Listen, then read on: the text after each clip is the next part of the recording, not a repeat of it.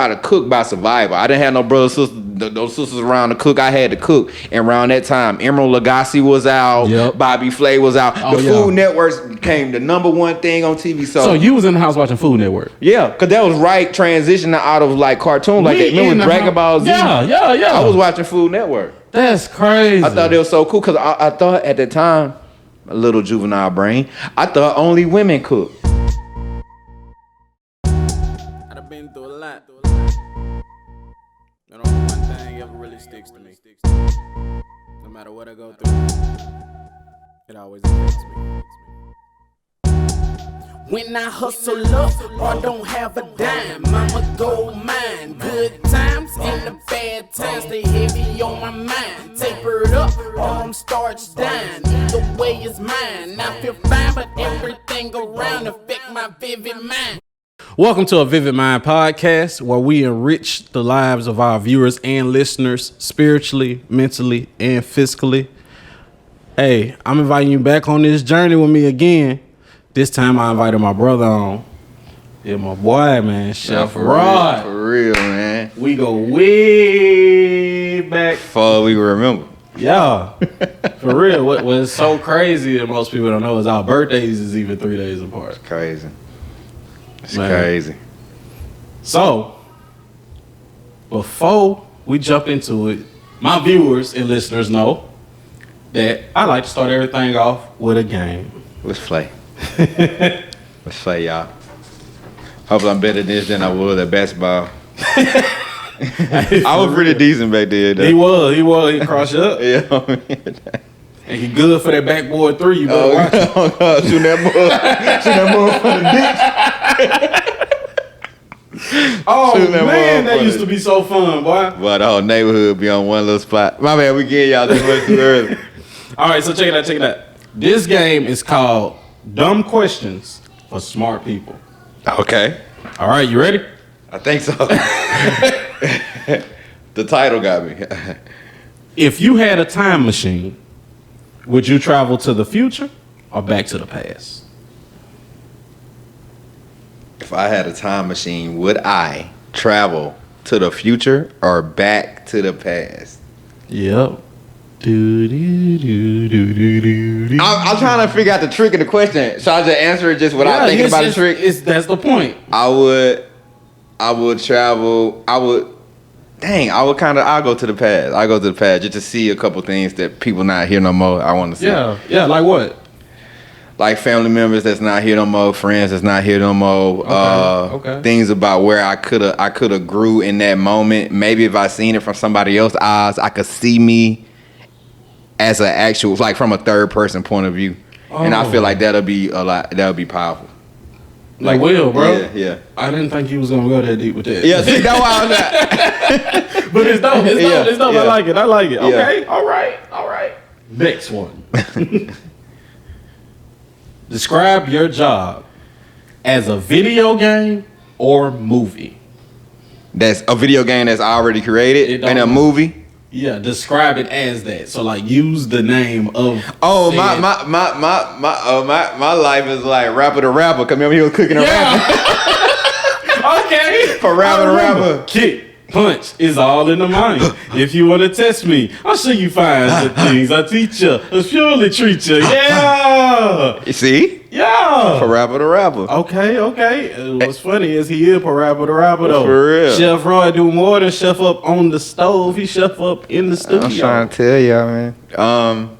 But a movie. It's a lot of great chef movies, man. What about you? I mean, just use the movie Chef. The movie Chef is amazing. I love that one. John Fairview. Come on, bro. But see, yeah, and I wanna get. Yeah, let's say Chef. Yeah, say Chef. Burnt with Bradley Cooper. Burnt. Phew. Great movie, man. Come on, Spanglish, Adam Sandler. Spanglish was hard. It made me feel emotions as a teenager, bro. Like I thought I was gonna laugh. I laughed in a sad way. Yo, Adam Sandler been making the movies lately. You watch them and be like, this dude has grown. Yeah. It's not like fart jokes. It's not at all. It's adult concept. Yeah. It's dope. It's dope. We'll go Chef. All right, so we got one last one. You ready? Yeah. Who would win in a fight between Iron Man and Batman? Batman. Are you sure? They the same character. In a fight. You said a fight. This no. Time out. A fight. Yes. No holds barred. No holds barred. Fight. Because we thinking it's the same character, just two different universes now. Think about it. They are rich playboy billionaires. The only difference is Bruce don't play into it.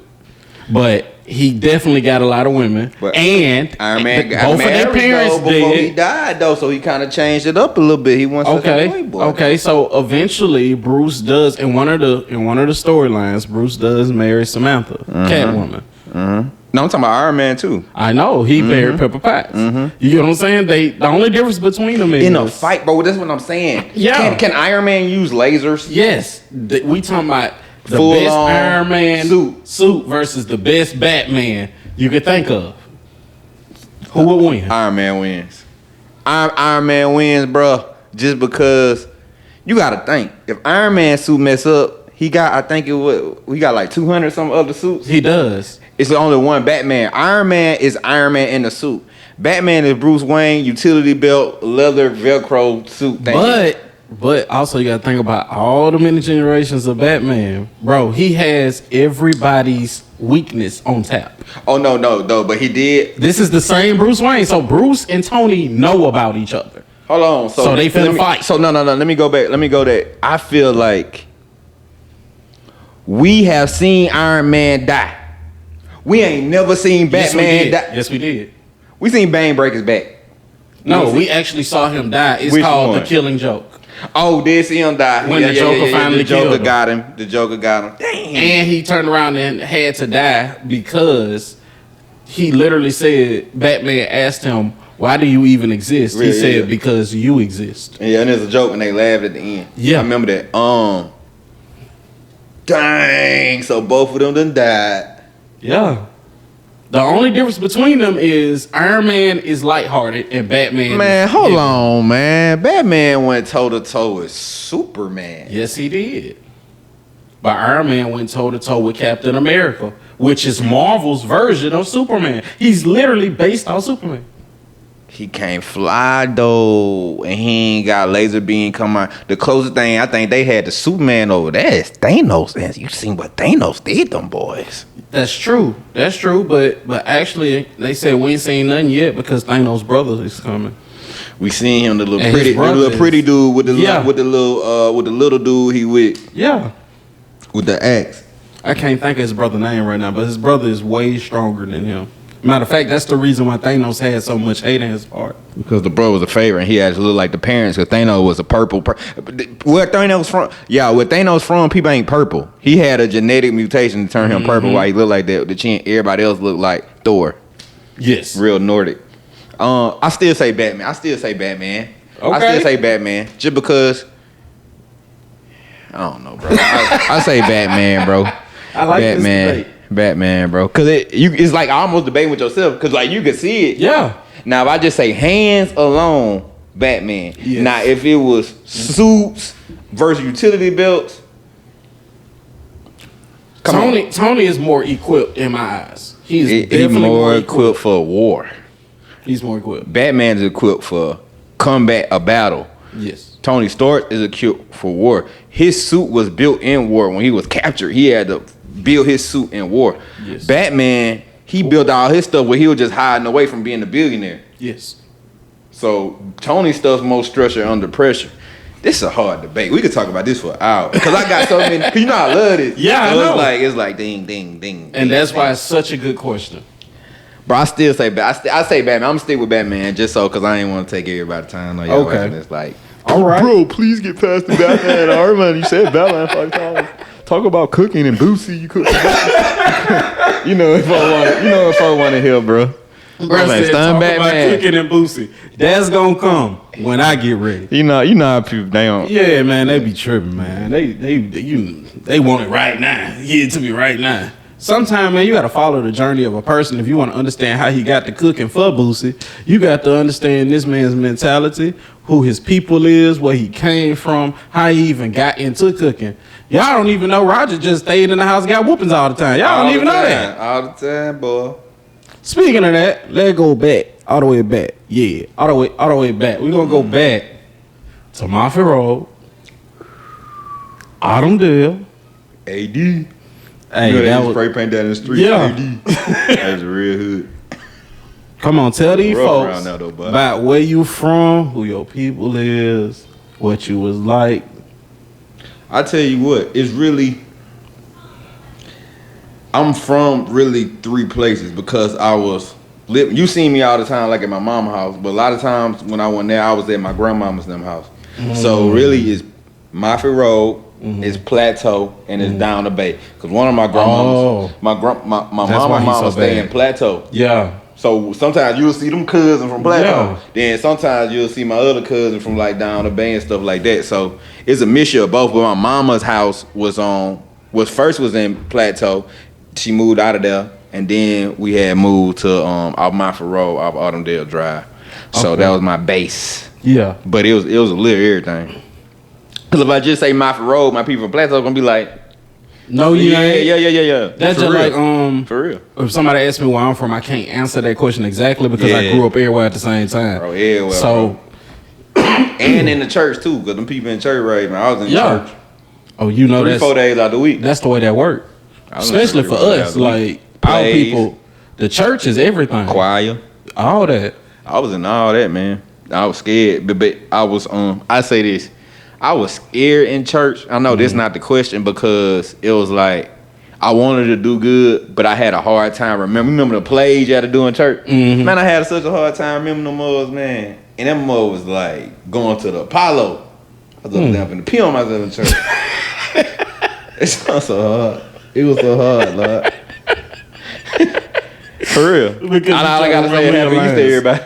Man, listen. The stuff we had to do, bro. We formed a step team. And I know you used to see us outside practicing. Y'all had Josh out there. Yeah. That when Josh changed your life around for God. Yeah. But that was the most beautifulest, funny thing ever happened, bro. Because it was beautiful. Yeah. But it was so funny. Yeah. So, he was serious then. Cause Josh was a donkey, but he was not playing, but he's so funny though. And everybody love that man. Everybody love that man though, Cause bro. Josh serious. He be playing, but he be serious. serious, bro. And if he love you for real. Yeah. That's He'll be joking with you, be like, I ain't playing with you, not like, boy, is you laughing or you mad? That's my dog. That's my cousin, man. But man, yeah, man. He on them trucks like now that. too. I see you. Getting to the money. Yeah.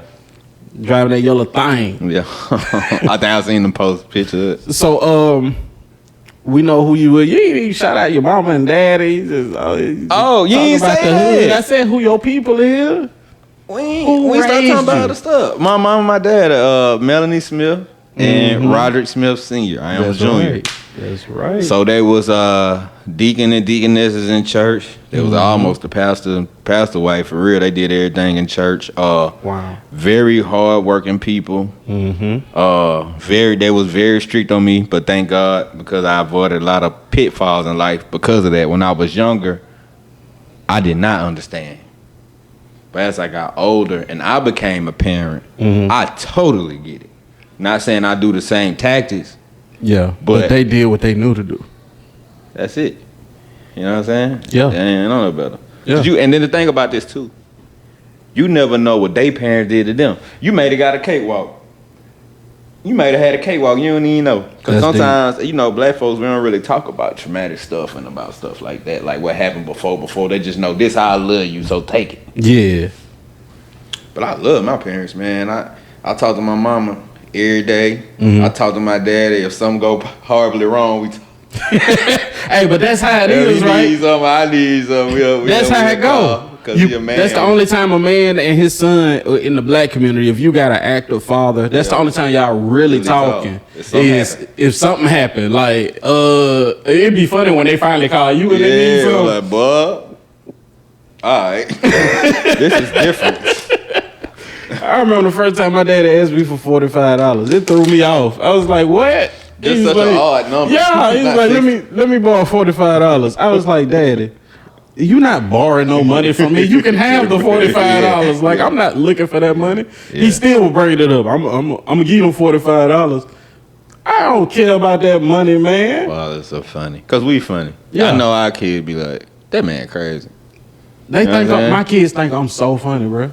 And it don't make sense to me because I be so serious with them all the time, but they don't think I'm mean or nothing. Look, they don't understand who you are in the world. You know, like my son, he don't know nothing about this Chef Raw stuff. He don't know about the music stuff. He just be like, that's my dad, and he just be doing stuff. Mm-hmm. That's it. He don't get. He get what I do. Yeah. But it's not.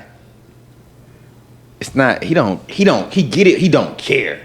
And I love and that. that's the beautiful. That's the beauty and part I about love it. that. He don't care. Yeah, my kids, they actually it be blowing me because they sad when I leave the house. Yeah. And I remember you used to be happy when your dad left home, boy. You be like, boy, it's lit. Boy, it's lit, boy. I'm finna jump on everything with a cushion. What you say? I'm finna eat in the living room. I'm finna play the game with the TV up loud. Loud. Boy, wait till mama leave. I'm finna get on the phone talk to the girl. Boy, it finna go down. Three-way. Boy, we don't remember three-way back in the day. Remember sometimes you get on the phone, somebody three-way, somebody be about 40 people on the phone. It'd be a club on the phone. So look, I did that one time, and the reason why I ain't never do it again is because I couldn't figure out all the people on the phone. For real. So I couldn't trust the situation. We was on that janky. I don't know who we talking about. If for the people, we just going at it. They on that You know, big. I know this the first time on this podcast that we actually brought up some small town language, some Mobilian linguines. Jankin. It is the equivalent of what they call roasting. Or joning. But on somebody's head. down here in the deep south, you know what I'm talking about, in the 251, we use the word Jankin. That's what we talking about. They better janking you, boy. And the way we jank down here It's rough. is crazy. It don't Your mama better not have a limp, because she gonna be the most limpingest. all that. And they gonna combo jank where they throw it right behind your big head, big body, big leg, big. And your mama all limp. that, the whole thing. But let's take a journey. All right, so we know you went to Scarborough. Yeah, I went to Scarborough, man. I went to Phillips. I went to Phillips first. People don't know that. And you got kicked out. Let's not talk about Yeah, it. My that- mama's I still was mad. All right, Phillips is a great education, but you ain't make it through the great education. No. I made great grades. I know you made good grades. I didn't. But your conduct. The culture wouldn't. Dog. Listen, bro. Yeah, see, but that's the thing down here, right? It was Good the culture. schools. It was the culture. Good schools, they try and drown out black culture. They definitely try and do that. Like, they try and make it not about what we love. And we ain't talking about sagging and cussing. It's No. not black culture. They say that's stuff prison like culture. all white shoes or what they say, no high top sneakers, stuff like that. Bruh. Like it, man, I can't even remember everything. I was pissed. I was too young. I shouldn't even been pissed. But I just knew it wasn't right. But when I went to Scarborough, I was like, yeah. Yeah, Scarborough was a little bit too lit though. Yeah. Yeah. We can't even talk on this podcast about the stuff going on. You know the mattress in the gully? I don't know nothing Oh, about that. Lord. Let's not talk about that. I went to Burns, man.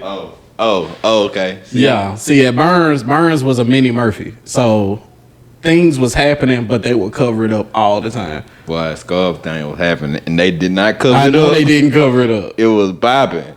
I already know. It was like a high school. I already know. Maybe people was mad to go to 9th grade. We gonna stay in 8th grade. So look, we transition now. We go from you being in middle school. I'm trying to act. This how I act with people I know and I love, y'all. I know y'all never really seen me goofy like this, but I can't be up here stern because that's not how I really act in real life. This is the real Roger. I don't really act like that in real life, bro. This is the real him. He goofy. He say the funniest stuff in the world. He probably gonna say something crazy. He trying to contain himself for real. I'm like level 10 containment. Yeah. Yeah, you trying your best. Yes, bro. But it's trying to come out. Yeah, bro. It's like I feel like when the Hulk had the glove, he could hold it. Oh, yeah. But it tore his whole body up. I'm trying to contain, but it tear my body up.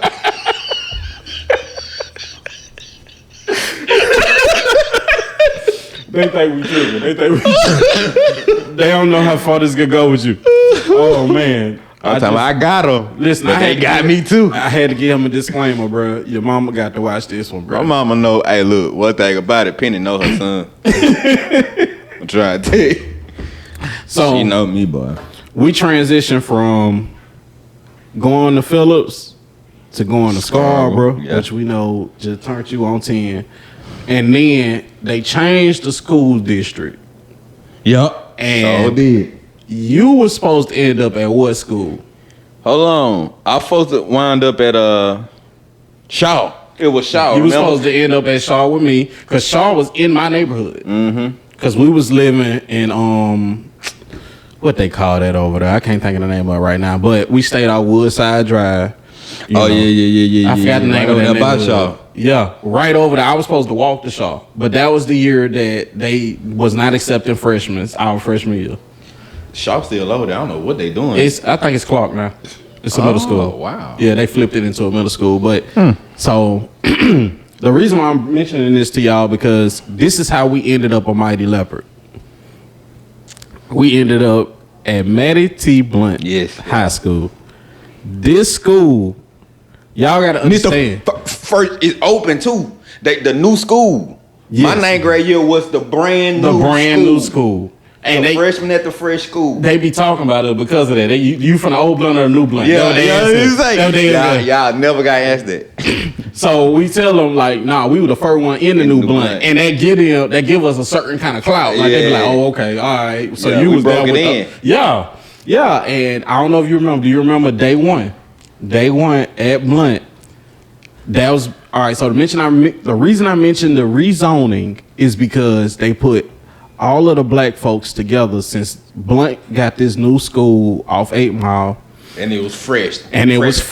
They tried their best to send all us out there in that field together. So they put neighborhoods that normally would go to higher end schools, send them all to this black school. And we talking about neighborhoods that do not get along. Oh no. 'Cause people just fighting at the skating ring. Yes. For their head. Oh, we didn't Boots get it. and whatever came to the skating ring, they was grown men. And it was first concert in Mobile was at Skate Zone. And it was in the middle of the flow. We was 12, 13, 14, and it was dudes in there 40. Yes. Facts. Women in there 35. Facts. They older than me now, and that was then. And they was doing the cussing version. Mobile something different, bro. Now that you really think about it, you're like, ooh, wee. Yeah, that's the same skate ring where they tore the door down. You remember that? Man, I remember all that, bro. We was there. We And then used to- you could really, if you wanted to, you could really walk from the neighborhood. Yeah. But we ain't really walk because I had some friends stay by Scarborough. So anyway. So just let y'all know how it is down here, which I'm pretty sure it's like that everywhere that, you know, Man, people. no, it ain't. People be talking about Mobile bad when I go out of town. I ain't gonna lie. Nigga told me about the other day I cooked for somebody and dude said, man, you from Mobile? I said, yeah. He said, man, I got robbed down there. I was like, boy, it happened to you. I really didn't tell. I ain't know what to tell him. I don't know the nigga. What you say? I said, man, it happened to you. Yeah, He said, man, you got to be tough down there. I said, nah you got to for be real. smart. That's I said, tough exactly. people die every day. Yes. I tell people all the time Tell when they them come I'm down tough. here, because in my line of work, I meet a lot of people who ain't from here. And I tell them, man, the rule of thumb is don't be in a neighbor on the street that you don't know nobody. That's the whole rule. If you in the hood, you gotta know somebody in the hood, and that's what keep you safe. I'm gonna be real though. Folk be looking for trouble. Had time. I mean, there's some bad stuff like some innocent bystander sometimes. But if you looking for trouble in Mobile, it ain't hard to find. That's fact. That's just what it is. So, Oh yeah, back to where we at the Blunt. Before we jump into that, We at Blunt. we got to take a break. All right. We finna go back. First day now, I'm bringing this up for a reason because I tell people this story. I got to turn it into a movie for people. We make it to Mattie T is our first day. Now in the summertime they had the crossover training program, the bridge program. So you go to school for a week, but you get to buy whatever you want. You ride the bus, everything. They give you lunch, all that. Introduce you to your teacher, show you what it's like to sit in class, the whole nine. Everything was copacetic then, right? But only so many students showed up. So you really ain't know how many people go to the school for real. So we make it first day of school. Tell me if I'm tripping. I'm finna tell this story now. First of all, you make it to the courtyard. You tripping off how many people in this courtyard. In the courtyard. You like, it got to be about 1,000 people out here. Y'all, the courtyard is about as big as a court. Basically like a basketball court. Imagine thousands probably. Yeah, because at that time, if I'm not mistaken, the population at the school was about 3,000. Thousands of kids. And because they didn't have none of us situated, brand new school, we all in the courtyard. Now, tell me if I'm tripping. Now, you remember Everybody having a cell phone too, so you couldn't just text something like, this is before you just FaceTime, hey, where you at? I'm on this side. Like, ATL just came out. Bro, yeah, everybody went to El Camino. Yeah. In a TFA. So this what happened, right? We got the snack machines out there. We got the drink machines. You remember all that in the courtyard? Mm-hmm. People that go to Blunt 9, like, what they talking about? Like, snack machine, drink machine, all that. And they ain't have a fence then either. Nope. So you could walk on campus. Like, literally, you could walk on campus. So, do you remember the bell ring for us to go to homeroom? And then all you heard was, ooh. You remember that? I don't think I seen that. I don't think I seen that see part. It. You heard it. I probably did heard. You heard, ooh. And everybody ran that way. And then you heard, they fighting over there too. Oh. Do you remember it was 6 my God. fights. It was a brawl. Oh my God. And First day of school. I think it was all freshmen. Yeah. It was like all freshmen. It was all freshmen because they was all from different hoods. I remember that so vividly now, dog. That was the wildest thing I had ever been like in the middle of my life, bro. Like I was just like, it was so. I remember it was all fresh because whatever color shirt we had to wear or something like that. Yep. It was like that, man. Look, and I think most of them was girls though. I think most of them was like girls fight. Yeah, that's Blunt. That was wild. It just blew your mind. Like, what is going on? Because I'm coming from Burns, bro. You coming from Burns? It's like a prison ride. That's exactly what it looked like. Yeah, dog. That's exactly what it looked like to me. Sorry, y'all. My allergies still tripping since the last episode. Y'all remember. But, so how did your experience at Matty T help shape who we see today? Man, I figured out basically who I wanted to be because I tried a lot of different things. That's everybody do when you're young. You want to get in this, then you want to get in that. I tell you what, man, around 10th grade, I actually started selling like stuff at school. I used to start selling hats. I was selling the New Era hats. I'm going to give y'all old school game. It was a New Era company in Crichton. Remember they had the factory? Yeah. Nah. So they had the factory that's shipping off hats. But in a factory, sometimes some hats don't look how they supposed to be. So they'll be like the defunct hats. So they look almost regular, but they not quite right. So my auntie used to work up there, and I used to get a box of like 50 hats for like $20. But they look brand new. Yeah. I used to sell them at school. They made me stop selling them. So they stopped you from selling stuff too? Yeah, they stopped me from selling them. I used to bring sweet teas to school, like bottles like this, like 10 of them, and sell them at school. So a lot of like what I do now, I was already trying to sell stuff at school, trying to make some money. I didn't do like the candy at first, 'cause I think a lot of people had that candy sold up. That was me. See, you had that candy sold up. But you remember Diane was the candy lady. It was the real candy lady. So I was her bag man at work at the church. Yeah. I mean, not church, my bad, at school. And I would take all her product that she had left over from the week. Yeah. And I'd sell it all out in a day. Yeah. They used to love them snacks, man. Cause that around the time where they try to change like the stuff to more health conscious stuff. Yep. So a lot of snacks and stuff like he made a had or whatever I had with the teas, they ain't really have at school. They were trying to cut out on that stuff. Yep. Yeah, they stopped me from selling it. Man, who that was that stopped you? What was the principal? It wasn't even the principal. He didn't even get that far. It was one of the I forget that I'm real bad with names said. It was one of the football coaches stopped me from selling it. It was like, if you selling hats like that, people know you got cash on you. Yeah. So they may try to get your money. Yep. So he was just like, it's a good idea if you stop. Yeah. He wasn't like, stop. Yeah. Listen, I was in Mr. Kelly class. This ain't me. This them hollering at me. I'm trying to take my test, make hey, let me get them flame eyes. Like, nigga, let me finish this test. Ain't about that test, it's about the flame hot. That's what they want right now. Right. You know what I'm talking about? Yeah, so, man, that was a crazy experience, man. Flaming hot Cheetos. How they stopped me was, I don't know, you remember Matthew? Yeah. I got a crazy story about me, Matthew. I'll tell it to you. Miss Matthew called me in the office In the middle of class. Nah, I gotta give it with Miss Buchanan, who kind of like looked out for me on this tip. Miss you know what I'm saying? Buchanan. She looked out for me. But Miss Matthews called me in the office and was like, look, I'm getting complaints about this stuff you selling in class. Look, can you just wait till after school is done? Yeah. Set up a table in the courtyard so you can sell your snacks. Now, no principal ain't got to do that. Yeah. They could just say stop. And I come in, I was like, yo, that's dope. She actually gave me an opportunity to make money. And on my way back to class, I said, nah, I ain't doing that because I got to get on this bus. You got to go home, yeah. So I did not set up the table. I just got on the bus and I was sell out on the bus. Man, dude. This must be mad. This my Miss Matthews story. And my mama already know this, my dad know this. But I'm just gonna put it out there. Miss Matthews saved my life, man. She really saved me life, cause they was gonna send me to jail.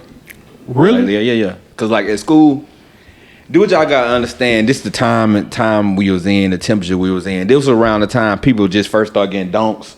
Yep. Like the Eminem box shit, we with 30. And we all was wearing the NASCAR jackets and all that. And everybody listening to Boosie and Webby and everybody trying to dibble and dabble and selling drugs.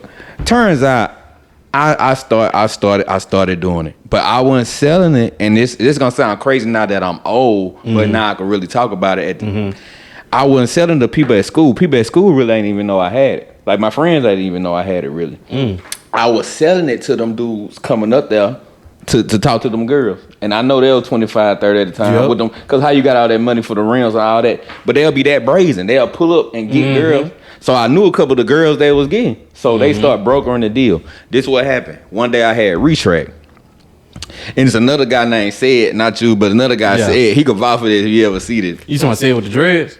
Yeah. Yeah, I have a crunch juice hat. They was like, why you wearing that crunch juice hat? Yeah, crunch juice.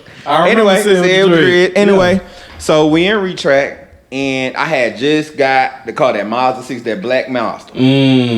I had went off campus. I'm on retract. I don't for leave, but I'm thinking I'm big stuff. I'm making real money, y'all. At the time, I'm not knowing how much money I'm actually making. I'm knowing it's money, but I'm not knowing this is a lot of money. Cause I'm selling pounds of these guys. Cause I had a real plug, and nobody would never ever to the day know this, but I'm gonna tie it all in with you. On life, I ain't know he was doing it.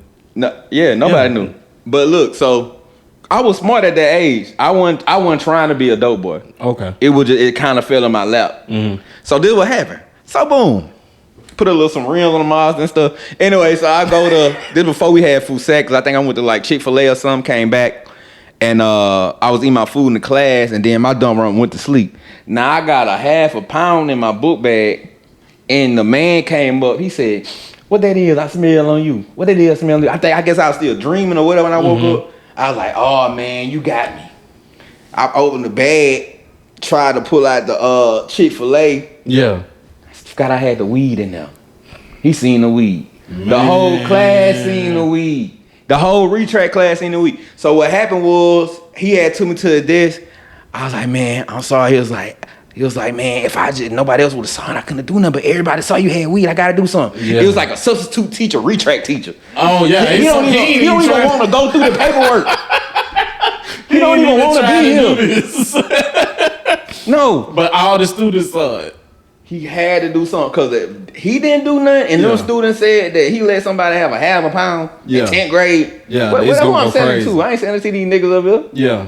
And that was like when Perk first came out. Remember the air Perk on smoke Perk? Anyway, so this what happened. Sent me to the truancy officer, and I remember this to this day. They said, "How you get all that weed?" Get what I said? "I found it in my neighborhood. It was by the basketball goal. You know the basketball goal." Yeah. I said, "I found my neighborhood," and I said I was gonna turn it in. I said I was gonna turn the weed in, but I was in retract. I ain't no substitute teacher, so I ain't do it. But I was so good at blunt. I used to make partitions and stuff, so we get longer lunches. Miss Buchanan loved me. I really stood out in class. I made good grades. Yeah. So they believed it. Yeah. I don't think they believed it, but they took it to Matthew. Yeah. And then my acting skills came in. I was crying in front of me, Matthew. For real? Guess what Matthew did? What'd she do? She said, "Give it to them." And I seen her get into truants. I was trying to smell that. I was like, "Oh, this some good shit." I seen her literally say, "Oh, this some good shit." I swear to God. They left the room, and me and Matthew say, "You did such a great thing, son. I'm so proud of you. Matter of fact, I gotta tell your mama how good of a son she got." I was in my head like, do not call me. Boy, I already get beat for nothing. Now I got a half a pound of me and it's in her house.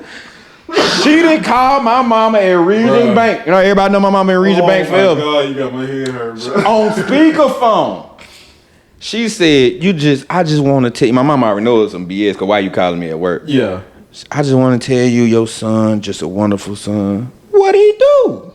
Mm-hmm. He turned in, I don't know. She said, I don't know how much weed it is, but I know it's a half pound of truth. I know. Mm-hmm. Turned in so much weed he found in his neighborhood, and he's just such a good boy, and da-da-da-da-da-da-da. My mama said, let me talk to him. I said, hello. She said, take my speakerphone. She said, when you get home, I'm going to kill your ass. I got home, she tore my ass up. I got home, my daddy got home, he tore my ass up. But what killed me, though, when they told my grandmama, and I was like her little baby. Yeah. And she cried on because my granddad, he had a drug problem. She said, you selling that shit. That's what started your granddaddy on that. Mm. She was so disappointed. I took half of what I had left, a stash at the house. I threw it in the wood. Should have sold it. I threw half in the wood. Then y'all gonna know I ain't gonna lie, cause I gave the rest to J-Man and Dex and them. Cause I knew they smoked. Yeah. So I gave the rest to J-Man and Dex and them.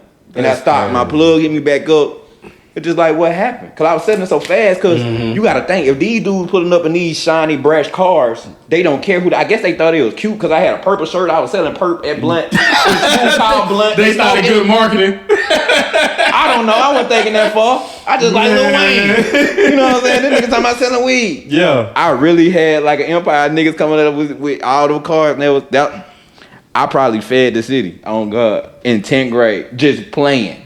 That's crazy. Just playing. Bro. So I say this. I seen Miss Matthews this after I graduated. Because you know after that she wasn't the principal no more. Yeah, she's the choir director at what's that big church? Nazarene. Is it Nazarene? Nazarene. I think Nazarene, right? Or it's one of the other great they churches cross the down street here. from each other off the interstate. Is one over here. Is in Trinity Gardens by Chastain. Anyway, so I go there. I'm with my homegirl, so I go to church one day and I see Miss Matthews. Now this like 5-6 years later. Mm-hmm. She never knew what I really did. Mm-hmm. I seen her, and something just possessed me. Said, "Get up, go hug that lady," because she could have sent me to jail. Yeah. That could have been it. 10th grade. I went up there, and because they had camera, they could rewind it back. I went up there. I seen her. I gave her a hug. I said, "Miss Matthews, you saved my life." And we were just holding like this, and the whole time like this. I told her everything that happened. She said, "It's okay, baby. I was supposed to be that angel for you," and I start crying. Here come the pastor. Do we have a testimony? I'm like, get that out of my face. I'm like, get that out of my face. I left right there. He trying to get some more time. Oh man. He trying to get some more time. Like a young nigga crying. That young nigga crying in that mug. Oh man. And she said, it's okay. I guess I was supposed to be your angel. She said, it's okay, son. Yeah. Mm-hmm. Yeah, Miss Matthews. I'll tell you about something. You made me think about that when you said Matthews. I forgot about that. Man, Miss Matthews gave us a lot of chances, man. This was some bad kids at Blunt, man. And we wasn't bad kids. You know, we had good parents, but we was doing bad things. You know what I'm saying? Just trying to do, we figure out what it is we supposed to be doing. That's it. That's and all you're young it is. and impressionable. Man, Blunt let me do so much stuff that people don't know. If y'all pull out y'all brochures from the years 2005 through 2009, you will see my name in there. I did so many events at that school, man, and that's why I have the capabilities to do what I'm doing right now, bro. It came from Mattie Thomas Blunt High School, aka the old Engine Street School from the hood. Man, they gave us pride, bro. I'm gonna tell you what, this is how much I love Blunt, and people who graduated in 2009 to tell you this, man. So my 12th grade year, I had went to Mary G, and my dad tricked me into going to Mary G. Cause I used to skip so much at Blunt, you know what I'm saying? Cause I was, you know what I'm saying, I was skipping and trying to chase girls and all that stuff. Then you know my mama don't get home to 5, so your mama don't get on the phone. Your boyfriend play football. That nigga got practice all day. So what you finna do? So want to watch a movie? So anyway, so I was skipping so much. So 12th grade, my dad was like, before I had went back to Blunt, my dad said, "Hey, you gonna have to go to Mary G." Cause then we had just moved out there in Sims. Yeah, I remember. That's when y'all got that new house. So that was right around that time. My dad said, "Hey man, you gonna have to go to Mary G." And I was like, "What? For real?" My dad worked so much, he didn't know I actually enrolled. One day he seen me in a blue shirt. He was like, "Why your shirt blue?" I said, "Can I go to Mary G?" He said, "Oh, you really went to Mary G?" Bro. I You was put so yourself mad at my in school, No, my bro? mama did. Cause I told my Oh, mama, okay. my daddy said I gotta go to Mary And G. she went and actually did it. Yeah. Okay. My daddy said one day, he said, "Why your shirt blue? Don't y'all wear purple or He something?" just came home. I said, "Dad, I go to Mary G." You know, we work overnight, so Yeah. he come in home 3 o'clock in the morning. You Yeah. don't see me when I go to school. Anyway, so I love blunt so much that even when it was time to graduate, I think y'all had some in the not the auditorium, but the gym or something was like right for y'all graduate. Everybody taking their graduation pictures. I was there. The big picture that's on the website. And I was there. Yeah. Yeah, I just couldn't take a picture. I was on the other side watching y'all take pictures. That's how much I love blunt, bro. I was So in you there, felt bro. left out in the I picture, felt bro. super left out, That's bro. crazy, I'm bro. watching y'all take a picture. I love blunt, bro. I love blunt. I ain't gonna lie to you, my boy. I like Mary. To everybody watching, I love Mary G too because it did show me the different side of the track and different things like that. Another culture shock, but I love my school, man. Yeah, man. So what would you say? This is crazy. This is a question I'm sort of asked 15 minutes in. We 45 in. Oh, it feel like we 10 minutes in. What We've you been say? on it. What attributes would you say that you gained from either parent? Oh, my daddy. Even though we know we tired, we gonna still work. Yeah.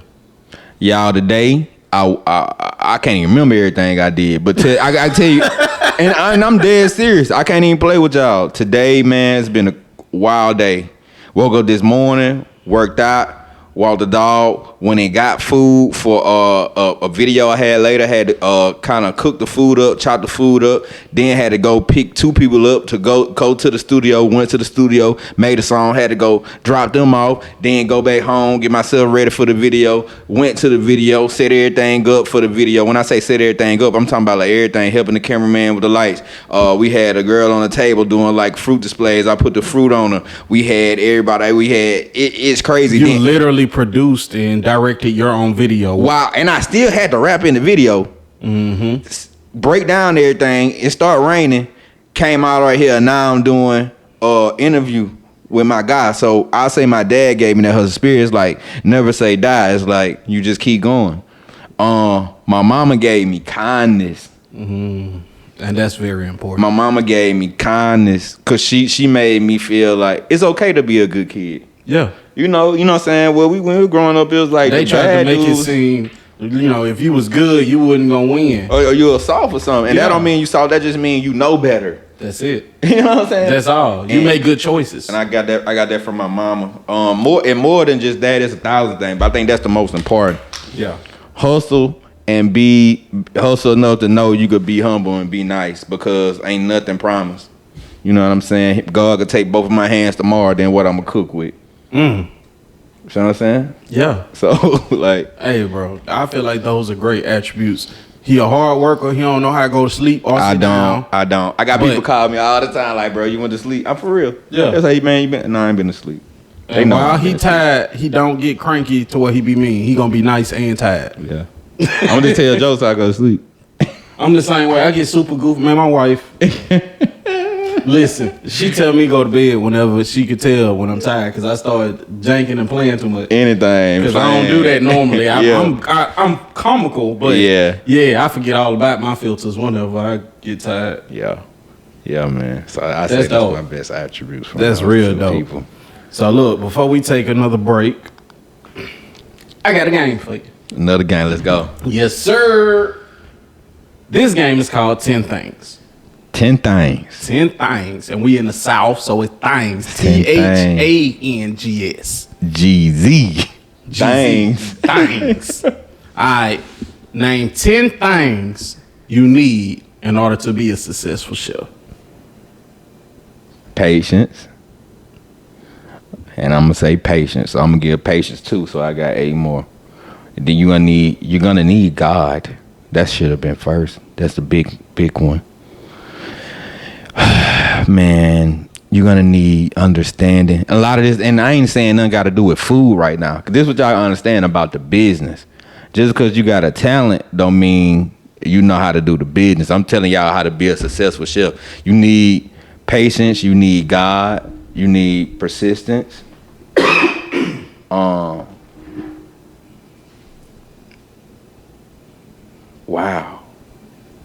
You need to be safe. Like when you cook, you need to be clean. Cleanliness is a big one, because some chefs out here, I ain't gonna say y'all name, y'all be getting people sick, and y'all give us all a bad name, especially in the city. You gonna need transportation. Don't be calling nobody to come pick you up to go cook somewhere, or you got pans of foods in the Uber that just look bad. You gonna need transportation. You gonna need to know how to brand yourself, and you gonna have to work good on word of mouth. Cause I'm tell you what, and I'm gonna say it. People always talk about how black people don't support other black people. They lying to your face. I've been catering for 7-8 years now. Only catered 3 events for white people. It's 365 days out the year. I cater probably 210 out of them 365 days. Only did 3 events for white people. So what that tell you? Your people love you. Your people rock with you. You just gotta be honest and do your best. And word of mouth travel further than Facebook, Instagram, anything will. Word of mouth. Cause you could see some, like say we see some on internet. You say, oh, that look good. Mm-hmm. Basically, you see something say that look good, and I say, boy, it is good. I just went. It's amazing. Yeah. Boy, it is so good. We may ride over there. Yeah. So I'll say that trust your instincts and just make your word mean something. You say you're gonna do something, you do it. And if you can't do it, you better have a good excuse, and you need to let somebody know before it's time for you to do it that you can't do it. Just be responsible. Wow. I'll say that. I know that's more than 10 things, but that's really what it took for me. Yeah, but that's the game. And that's why they're here, right? Yeah. They're here to get the game. They're here to hear your backstory and get the game. Yeah. So, hey, I appreciate them 10 things. Yeah. All right. We about to take another break. I bet. All right, now. I'm going to keep it candid with our listeners and our viewers. Okay, we back on? Yeah, we back on. I'm going to keep it candid with y'all. I got 30 minutes left on this card. Okay, I'm going to try not to be long-winded. Now, if you was subscribed to the audio version of this, we took a whole break that was probably like 20 minutes. He said so much stuff, I'm not even going to cut it out. So make sure you find us on your Apple device, on Amazon devices, on Android devices, wherever you can listen to podcasts. The audio version always has the complete uncut version, unfiltered, raw version. So there's some gems on there. Hey, make sure you real deal check that version out. And also make sure you subscribe to us on Patreon. I also give you some exclusive content on there, but it's with video. So we gonna go into how did you go from Roderick Smith Jr. Mm-hmm. Roger Ladaro Smith Jr. Roger Ladaro Smith Jr. to Chef Rod. How did that transition happen? Man, okay. Talking about the name itself or me actually becoming a chef? You actually becoming Chef Rod. Because I know the first thing is you do the thing, and then the next thing is you become the thing that you were doing. Mm-hmm. So just walk us through that. Okay. I'm gonna do my best and let me know. You kind of keep me on the street. All right. So we just talked about this, but I am my only child, and my dad, he was home, but he was at work when I was up. So when he came home, I was asleep. So he wasn't really cooking. My mama, God bless her heart, my mama really ain't cook like that. So I learned how to cook by survival. I didn't have no brothers, sisters, those sisters around to cook. I had to cook. And around that time, Emerald Lagasse was out. Yep. Bobby Flay was out. The Food Network became the #1 thing on TV. So you was in the house watching Food Network? Yeah, because that was right transitioning out of like cartoons like that. Remember Dragon Ball Z? Yeah. I was watching Food Network. That's crazy. I thought it was so cool because I thought at the time, a little juvenile brain, I thought only women cook. You know, you grow up, you thinking only like women cook like that. So when I seen these cool dudes like Bobby Flay and Emerald Lagasse and Joffrey, it was just like, I could do this. So I started learning a little stuff that could cook. I can't cook that roasted chicken, but he made some rice. I'm gonna try that. Okay. I do love breakfast. I like grits, so I'm gonna start burning grits. I had clumpy grits. I had 2 loose grits. I had not enough grit. I had 1 grit in a pot of water. I had every type of grit that's nasty till I got it good, and that's how I became Chef Rod. Man, I just kept trying, and I never gave up. And once I got it right, I remembered it and I kept doing it. Yeah. So when people taste my food now, and I'm not trying to fast forward through all the other stuff, but I can tell you this though. When people taste my food now, you tasting the experience of my life. I had to go through all them years to get it like this. You just tasting my life. Like, that's where I'm at. If you taste somebody's food and it's not good, that's where they're at in their journey of that food. You know what I'm saying? It take 10,000 hours to be a master, right? That's correct. Sometimes y'all got caterers out here, them niggas on their 5th hour. And you taking 5th hour food. And then some niggas out here like me is ninjas. You get some ninjas. You said you been in the lab all that time in the background in the dark, just practicing your moves, I'm trying to say shadow boxing, man, because I had to feed myself. Yeah. And then this one it stepped up, see it? And I'm taking to God. It was church. Now, everybody know, them old women in church, they ain't letting nobody up in that kitchen, they don't know how to cook. Big facts. They'll kick you out that kitchen. They love it, they take pride in it. Yes. And you know what it is, that fried fish, them yams, them greens, that macaroni and cheese, that roll, the food that puts you to sleep. Come on now. But, okay, so they start, I transitioned from youth usher to going to help in the kitchen to cook. And then that's why I was like, oh, this little boy, he kind of got it. So what happens in church? People get married. What happens in church? People have babies. That's baby showers. That's weddings. So now it started coming to like almost a little business. I wasn't really making no money because I was doing it for the love. And I was just trying to, I ain't know how to charge nobody. That's how it always starts whenever you have a business. You don't know what to charge people. Basic rule of thumb, though, is take what it costs, multiply by 3. That's the basic rule of thumb. Keep going. All right. So boom. So I was doing that, and now this is high school. This is 11th, 12th grade. I'm already doing caterings, right? And I don't have my own staff yet. I just have people, whoever there. You got a little sister, she know how to scoop grits, bring them. You know what I'm saying? But then I graduated high school. Then I went to Bishop State for culinary arts. I studied under Chef Packer, Chef Douglas, Chef Lockwood, the best. R.I.P. Chef Packer, he passed away. That's the best. How long was that experience for you at Bishop? Now, let me tell you something. Other people don't know, so I'm gonna break it on here. I never graduated culinary arts. Let me tell you why. I was already in business before I went to school. When I went to school, I just went there to learn how to make the money for what I was already doing. Once I figured out how to charge people, I didn't need to go to school.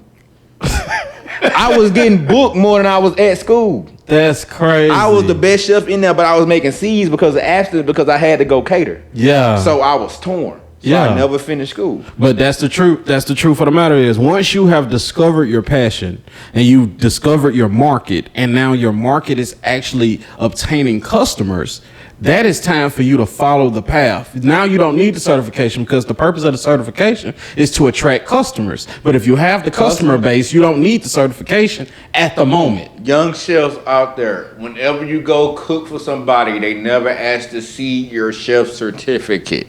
Don't nobody care. Do you know how to cook or do you not? Your mama cooked for you all your life. She ain't got no damn paperwork saying she a chef. But that macaroni good as hell. Yes, it is. Okay. That's the answer. Yeah. So I'm just be real. But I did go to school, got my serve safe. I learned how to be safe. I learned etiquette. And I still talk to my one that's alive, Chef Douglas. He still, if I got a ice carving I need to be done, I still call him up. He'll give me the game. He'll go do it because that's the class I missed. I left before I learned how to carve ice. But if I knew how to carve to ice, give you the game. Yeah, like I'll pay him for his work. Yeah. But say like somebody want an ice carving for their wedding, a big Mrs. Jones or whatever, he'll come and do it, and I'll pay him, and we'll chop it up. He'll get a little drink, and that's it. That's so cool. It's all about helping people that help you. Even though it's like, what do you give a man that owns the world? You can't give nothing besides appreciation and time. That man love to cut ice. I can't pay him enough to make him do that. He just doing it to see somebody he taught doing something good. You know what I'm saying? But I'll learn how to cut ice, boy. I'll be a bad man. I'm a devil, boy. Cutting the ice too, man. Yeah. Oh, man. Imagine them videos. I want to see it, man. I never learned how to do it. But anyway, so went from there. Let's see. What did I do right after college? I was still around cooking, but I was still working at Crystal's. Now, this is a whole nother... This man here was at Crystal so long, I thought he was the franchise owner.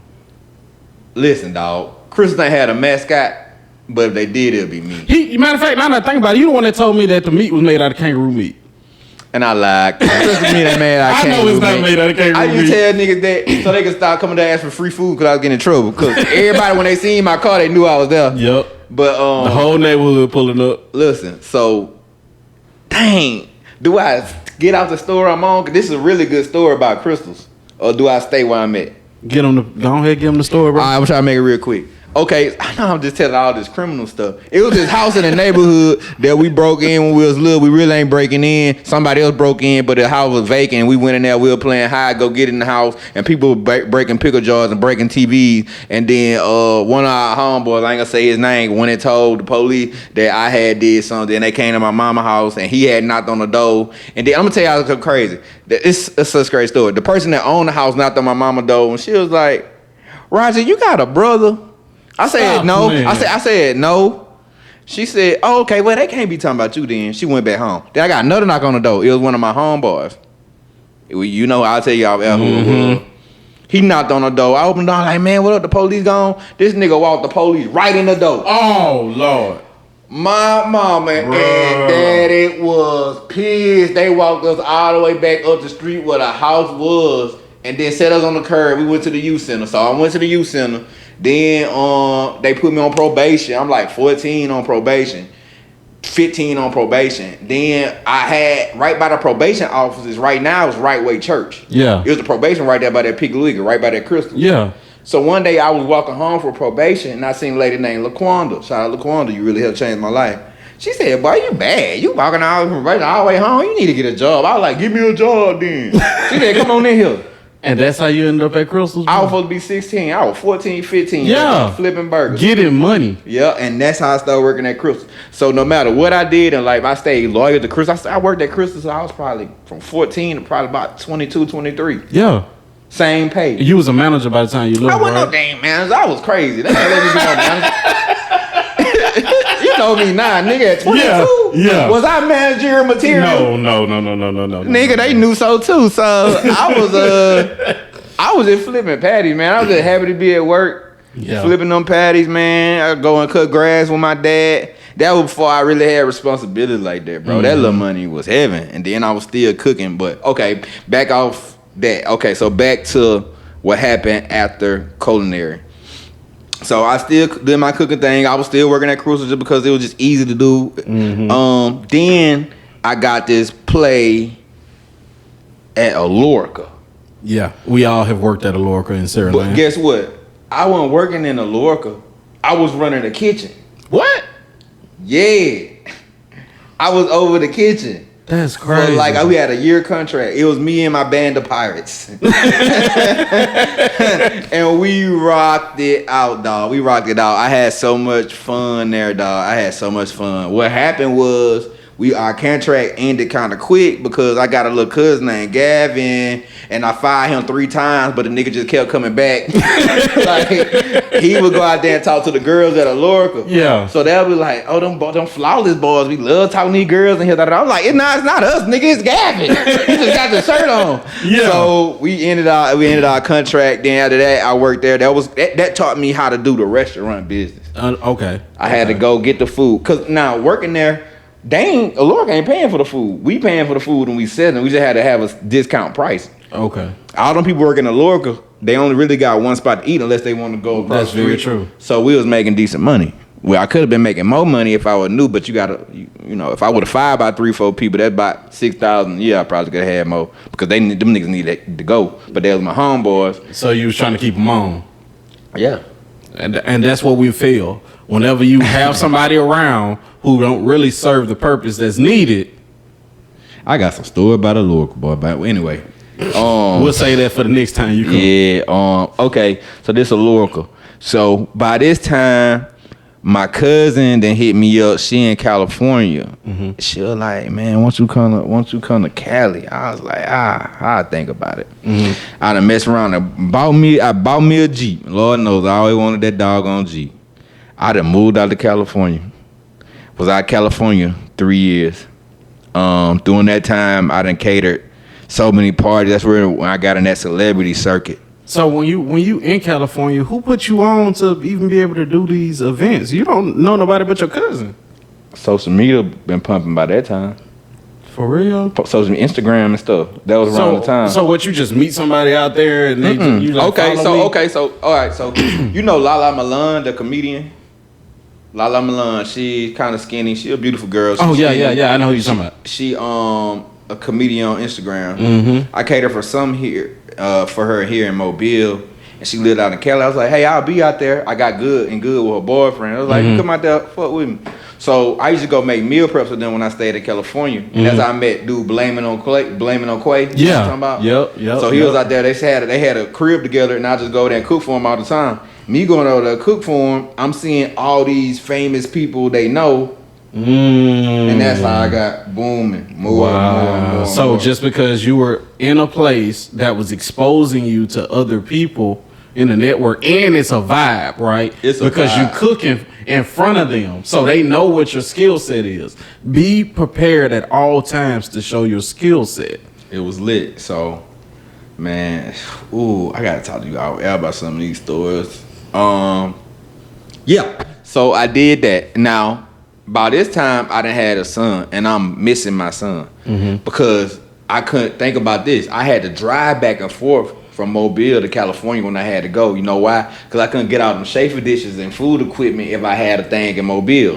So I had to drive, and that was killing me. Yeah. So I said, you know what? I'm going to move back to Mobile. I moved back to Mobile for a year, still doing my catering thing. Then I moved out there to ATL, and I'm still out there in ATL now. So you're making enough money to literally live? Like you have an apartment in each of these locations? No. Okay. When I'm in Mobile, like I'm in Mobile right now, I'm at my mom in them house. Of course. I go to my mama's house then and go cook, do what I gotta do.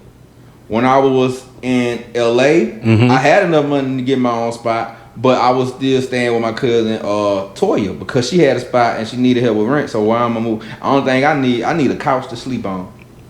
Okay. And that's it. Okay. I got that couch. I got up and I went in here in the business. Like I never was worried about being comfortable. It was more just get the job done.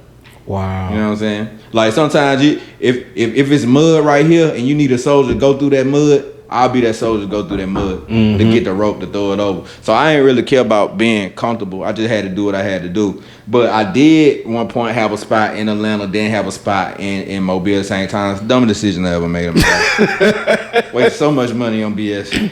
Wow. Yeah. So what's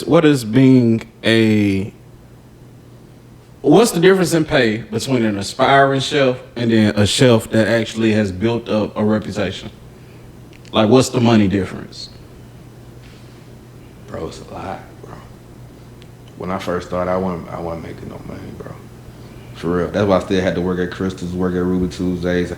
Catering, I just been full time with this maybe 4 years. 3-4 years. Earlier this year, something had happened to where like I got in crazy debt and I don't know how. Like I don't got gambling problem, I ain't got credit card problem. But like stuff just happened in the back. It's like God. It's like one of the things where God really took like everything. God was taking everything. Because it's a test of faith. Guess what? I started working at an old folks home this year while I'm Chef Rod. Wow. I mean, that more, I can't even wear my chain because I don't even, you know what I'm saying? I'm like this and I worked there for 2 months just to get back on my feet. That's this year. Yeah. So it's like this, man. You can't be ashamed to go work. I applied for McDonald's. People don't know that. I would have flipped fly at Chef Rod. I would have flipped burgers and fried because I had to pay my bills. But it bounced back so quick. It was like a blink of an eye. God just had to humble you. He had to remind you. Man, he had to remind me. I already knew what was going on. I don't know why he did that. Don't say that man did that because of that. I be asking him to the day why you do that. I was good. Man, that's funny. For real. I just don't know how that. But it just like everything just. Dog, and I was just like, what's happening?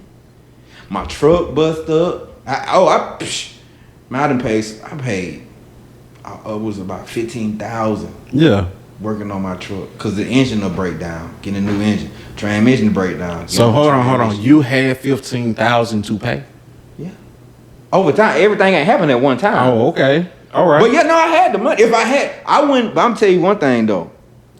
I wouldn't just put 15,000 at one time because that's a big lump sum of money. Yes, it is. But at the time, my girl didn't have a car either. So what we gonna do? I gotta go drive and get the place, and I can't Uber to an event, Mississippi. Yeah, you could, but it could be a car. Nah, because you still gotta have food. So you, man, in life, man, you gotta do what you gotta do. That's facts. You know what I'm saying? So God made a way, and now it's back rolling. It's like it never stopped rolling. It was just like money. I don't know. I can't explain it, bro. No, I know. There's a season to see God, not just God, but when God set up where we live, it's in seasons. It has seasons. See, but people don't realize that them as people go through these seasons as well. We have a harvest season where I'm talking about it's bountiful. Yeah. I'm talking about so bountiful. People is like what you do for a living. Yeah. Then we have seasons where it's dry, where I have to admit to somebody that I need to borrow $20 for gas. Yeah. You get what I'm saying? Yeah. And they don't know that like the only reason I'm admitting it to you is because that's the only way I'm gonna be able to do the thing you asking me to do. Man, dude calling me with they same sab store, man. This and that. They don't know, nigga. You talk, nigga. I'm broker than you right now. Facts. You just look at what I got and think that it's on all the time. Let me tell you something, dog. It's rappers and movie stars you see that you think are millionaires. When I go and cook for them, the conversation they having with their lawyers and things like that, I'm richer than them in a mansion. I'm cooking in their mansion. So perception ain't got nothing to do with money. But that's what they sell you, right? That's social media. No, it ain't just social media. It's actually a law of attraction. Grant Cardone, I hear him say that all the time. That wherever the eyes are, that's where the money is. Attention breeds money. So what they do is they use that to gain the money. However, they don't have a balanced life. Bro. So they spending more than they actually getting. Bro. Say you making $100,000 a month, right? Yeah. You making $100,000 a month. Which is crazy. You got a $60,000 a month gambling habit. So that's $40,000. Mm-hmm. You just bought a G-Wagon. Them mug cost $200,000, but guess what? You putting probably $10,000 a month on that. Yeah. Your wife just want all the Fendi, Gucci, what? That's $20,000 more. Yep. So you rich, you make $100,000, right? But you only got $10,000. You got less than that. You still gotta pay for your house. Your kids still got stuff. You gotta still eat. We ain't talked about the people on your payroll that you got to pay because you just wanted them to be there with you. They don't do nothing. Come on, bro. Like that's what I'm trying to say. Like, people are hungry for a lot of people that people are watching and envious of. These folks envious of you. You think these folks are ready to go in their house and chill with their kids, but they can't. They gotta be on TikTok. They gotta do a dance right now. Nigga, they need that money right now. Yeah. You'll never know. But guess what though? You will see it. Cause especially if you going to cook for people, and it's not eavesdropping. People. Man, what I learned, dog, when you cook for people, you in somebody's home, so that's their most comfortable state. Mm-hmm. And they willing, and not saying they're bad people. Mm-hmm. That's just the loop they in. People, I'm like people therapists. People really talk to me. I'm in there cooking. They'll just talk about stuff. It's this one girl. She was a stripper. She just talk about all her clients at work. Mm-hmm. She just come and have me over there cook stuff. Mm. She just talk about that. Wow. Yeah. Just it's like it's crazy. And not saying nothing wrong with her being a stripper, but I had to say that to. But that's her profession. So I mean, it is what it is. We don't judge people on this channel. Yeah. And if you judging people, you might want to read your word. Yeah. It'll tell you the weight of judging others. See what I'm saying? So she want a chef therapist. Yeah. Yeah. She didn't want to go to a regular just white dude. She wanted somebody that looked like her. Yeah. And that happened a lot of times. Like people, it's a wild and crazy world, bro. You have to be happy with what you have. You have to love who love you and give your time to who love you. That's all that matter, bro. Don't nothing else matter. As long as you getting your bills paid, however you paying your bills, do that. Love your family. That's all that matter, bro. Just everything else up and down. That's game. And that's for everybody, like.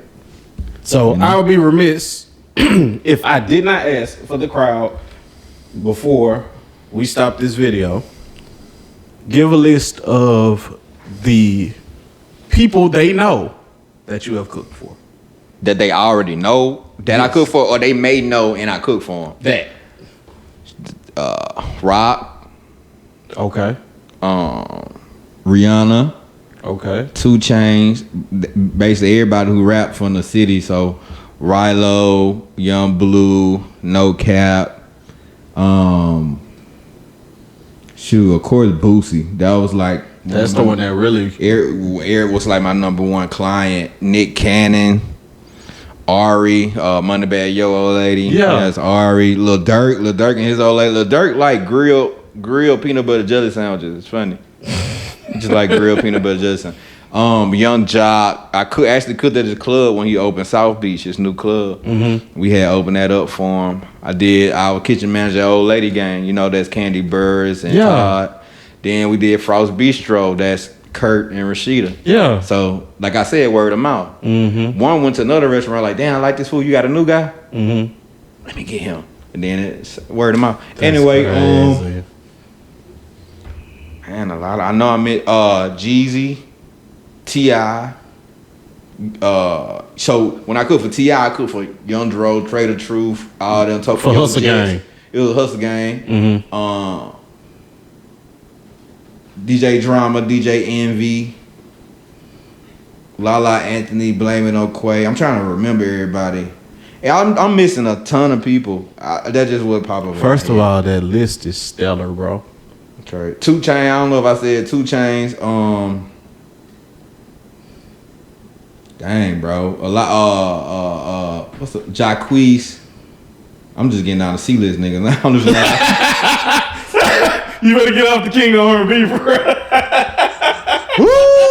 Oh, speaking of King of R&B, what's the little light skinned boy who was like, yeah, you will. You talking about YK Osiris? Yeah, he look like him too.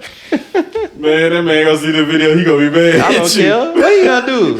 Get you to cook something else? Yeah, like, bro. Yeah. Oh man, that's funny. Hey man, hey. For y'all that's watching and y'all that's listening, this has been a Vivid Mind podcast, the official podcast for the Young and Cultured Luxury Lifestyle brand. I've been your host, the king of all things dope, King Dope, also known as Sid, and I just want to bid you a live humble and prosper. Thank you. I've been through a lot. And only one thing ever really sticks to me. No matter what I go through, it always affects me. When I hustle up or don't have a dime, I'ma go mine. Good times and the bad times, they heavy on my mind. Tapered up or I'm starched down. Either way is mine. I feel fine, but everything around affect my vivid mind.